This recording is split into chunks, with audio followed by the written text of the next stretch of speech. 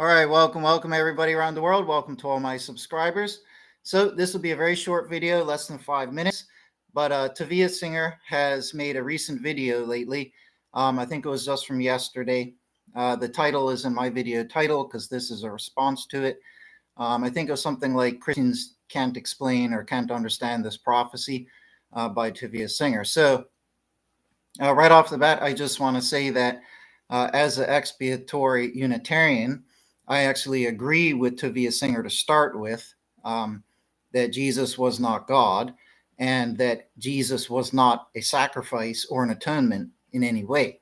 So I already agree with Tovia to start with, so he can take a sigh of relief, because I'm not going to sit here and make the hollow, petty argument that Jesus was God and that he was a sacrifice or anything like that. So, but what I will point out is something that, in all fairness, is still a winning argument here, because the majority of that video in Tovia's response to the caller's question was, Tovia was showing that from the book of Ezekiel, for example, that in the third future temple, that the animal sacrifices would be reinstated. So Tovia was using that response to prove the Christian church theory of Jesus being an atoning sacrifice wrong. So ironically, I actually do agree with Tovia to start with, because Jesus was not a sacrifice or an atonement whatsoever. That's true New Testament theology. But nonetheless, I can still, and this is still very important to prove, I can very ironically and in a very intelligent way that most people have probably never even considered before, I can prove that Ezekiel was not speaking about the third temple. Why is this important? Because by my beliefs, forgetting what the churches say, because churches all believe different from each other anyways, but according to true New Testament theology, like a detail in my systematic theology of the original and true Christianity, okay, the sacrifices and all that were part of Jewish law, and Jewish law is binding upon Jews.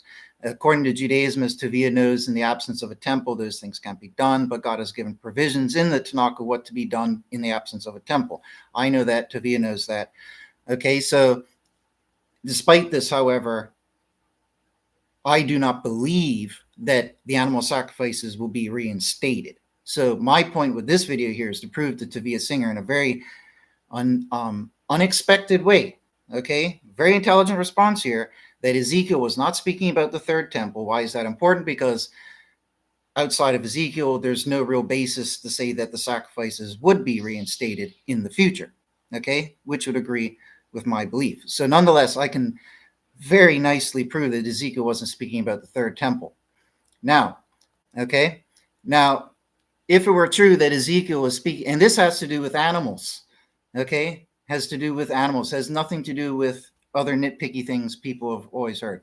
So this is unexpected. So if it were true that Ezekiel was speaking of a third temple, and by the way, I won't dwell on this, but I could go further, and by the way, omitting any reference to the second temple or the second temple period, by the way, but if it were true that Ezekiel was speaking of a third temple, and considering the following prophecies from Isaiah, then are we to believe that in this future time, okay, in this world to come, in the future time, when God is dwelling amidst Israel, then are we to believe that in the world to come, that animals of the earth will be more righteous than the people of Israel? Now, bear with me here. This is an excellent point. And why am I saying this? Because of what Isaiah says. Okay, so let me read that question again. If it's true that Ezekiel was speaking of a third temple and omitting any reference to the second temple period, and considering the following prophecies from Isaiah that I'm about to read, then are we to believe that in the world to come that animals will be more righteous than the people of Israel? I mean, obvious answer is surely animals will not be more righteous than the people of Israel, but this is the point I'm trying to make. Now, I've got Tovia and others in a corner here because you cannot escape this. Now, because Ezekiel speaks of animal sacrifices for sins, as Tovia quotes and references and speaks about in his video. Okay, Ezekiel is speaking about animal sacrifices for sin. He's talking about sin offerings and about cleansing the sanctuary. okay, from sins. Now, this would be suggesting that while Hashem dwells with Israel in these future times, that Israel are still committing sins whilst the animals of the earth have abandoned all sin. Now, the logic proves that Ezekiel, therefore, could not be speaking of a third temple, because if he was, then that means that in this future time, the people of Israel would still be committing sins. Okay? But yet there are verses that say that even the animals of the earth will no longer be sinning. So you can't have your cake and eat it too. So here are 5 verses. Ezekiel 40, verse 39.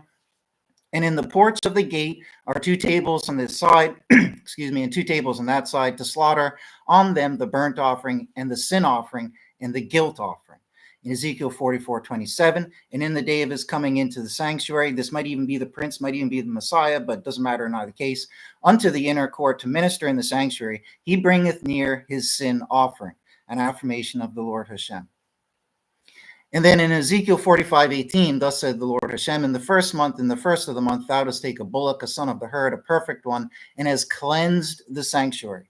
So this is the Ezekiel's temple.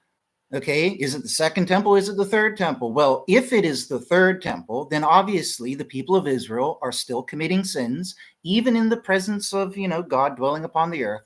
The point is that in this time period, irregardless of where God is, they're still committing sins, and that's why these things are allegedly instituted by Ezekiel for this third temple. However, Isaiah speaks of the time when God will be dwelling upon Israel, okay? And he speaks of the same future time. And Isaiah says in 65, verse 25, wolf and lamb do feed as one, and a lion as an ox eateth straw.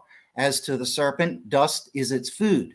They do no evil nor destroy in all my holy mountain, said Hashem. And likewise in Isaiah 11, verse 9. In fact, here one could technically argue this is even talking about how the people will not be doing evil. But nonetheless, even if you want to stick to it's just about animals not doing evil, that still proves my point either way. In Isaiah 11:9, it says, right after talking about the same type of thing, of the animals will be happy with one another, it says, evil they do not, nor destroy in all my holy mountain. For full has been the earth with the knowledge of Hashem, as the waters are covering the sea. Okay, so let's look at the logic here. Okay, we know that in the end days, even the animals will not be committing sins. But yet, Tovia and others want us to believe that whilst animals will not be committing sins, that humans will, but not just humans, Israel of all humans will still be committing sins, to the point where God allegedly has to institute a sin offering system and such, in cleansing of the sanctuary for their sins that they bring in or that are brought in against it. Okay, so let's look at the scenario. Tovia and others want us to believe that in this future time of blessedness, okay, that the animals around the world are going to be spotless to God, but the people of Israel are not going to be. That to me strikes as very, very implausible. So by all common sense, clearly Ezekiel was not talking about a third temple. Clearly Ezekiel had just given a prescription for a second temple design. And the last point I'll mention, but I won't dwell on, this could be another 10-minute discussion, is, if Ezekiel was speaking about a third temple, where's any mention of the second? Where's any, Tovia and all the other rabbis herald Cyrus as being the great one who would rebuild it according to the prophecy of Daniel, being the anointed one, right? So if all of that with Cyrus is so important to Judaism for their beliefs and in their, dismissing of Christianity, right, then you can't ignore that. If Cyrus and Zerubbabel, there's verses about them rebuilding it. I even had one here. I wasn't going to get into it, right? But right here in Zechariah 6:15 about Zerubbabel, right? And the far off come in, and they have built in the temple of God, of Hashem. And ye have known that Hashem of hosts have sent me unto you. Yea, it has come to pass, if you do certainly hearken to the voice of Hashem your God. All right. So all the other prophets spoke about one rebuilding. Okay, they did not speak about a third.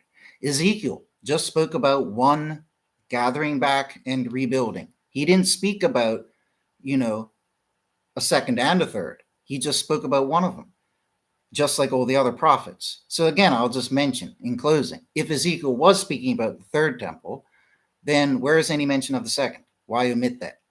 Doesn't make any sense when all the other prophets spoke of it quite clearly with the same terminologies that they will be gathered back and all this and that there.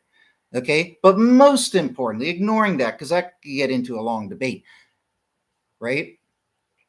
That's why I made the video with the animal verses that I mentioned. You will not have a situation in the future world to come, especially with God being here, where the people of Israel are sinning, but yet the animals of the planet have averted their ways from sin. That would not occur. Okay? Period. Clearly, Ezekiel was speaking about the second temple. That was a design that was laid out for that. I did some research and found out that, yes, they actually did copy some of Ezekiel's prescribed design for some of the second temple construction. Okay, not all of it. Okay, but also you have the other conundrum that Ezekiel's sacrificial system contradicts the one given to Moses. Everybody who's learned knows that. The book of Ezekiel was also not counted as canon for a very long time by Judaism itself. But ignoring all these things, even if we are to consider Ezekiel as canon, and those are the sacrifices that were prescribed from God for whatever reason, and that was the temple design prescribed by God for whatever reason for the rebuilt one, that this logically could only be about the second temple. Now, second temple did get built. It's spoken about by the other prophets in the Tanakh. Cyrus would help build it. Zerubbabel would help build it. Okay, Artaxerxes would give a decree to rebuild the street and walls of Jerusalem, even though Tanakh records that occurring. So we have it very verified that there was a second temple. Is very important. It was a huge penultimate part of Israel's history. Okay, so you can't just ignore that and say that Ezekiel was talking about a third. Okay, so when you factor all that together, obviously there's no reason to believe scripturally that the sacrifices will be reinstated at the end of days. Okay, so there you go. God bless you all. Everybody take care.